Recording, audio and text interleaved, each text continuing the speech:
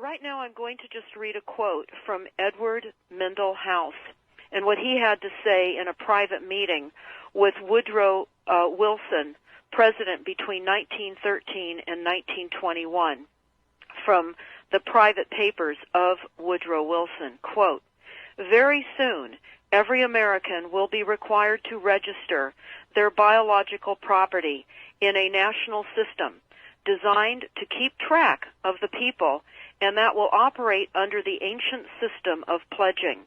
By such methodology, we can compel people to submit to our agenda, which will affect our security as chargeback for our fiat paper currency.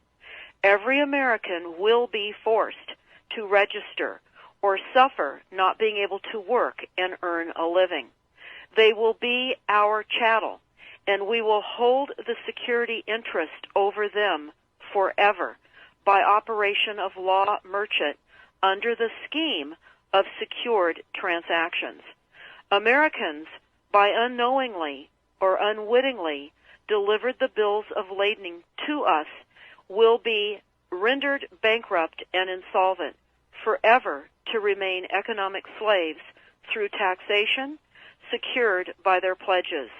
They will be stripped of their rights and given commercial value designated to keep us a profit that will be none the wiser. For not one man in a million could ever figure out our plans, and if by accident one or two would figure it out, we have in our arsenal plausible deniability. After all, this is the only logical way to fund government, by floating liens and debt to the registrants in the form of benefits and pledges. This will inevitably reap us huge profits beyond our wildest of expectations and leave every American a contributor to this fraud, which we will call social insurance.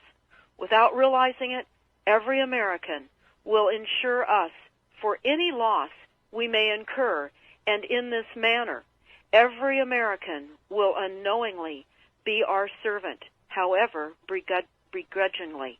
The people will become helpless without any hope for their redemption, and we will employ the high office of the President as our dummy corporation to foment this plot against America.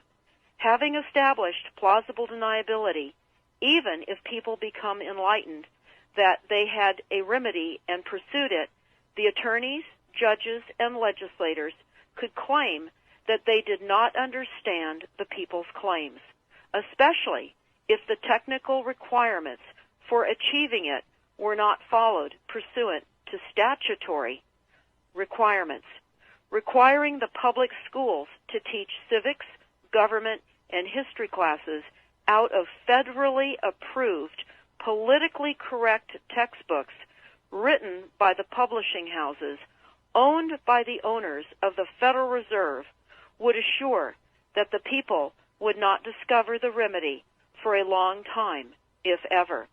I would recommend that everyone read Fruit from a Poisonous Tree by Melvin Stamper, M-E-L-V-I-N, Stamper, S-T-A-M-P-E-R.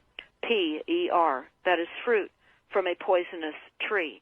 This is out of Chapter 2.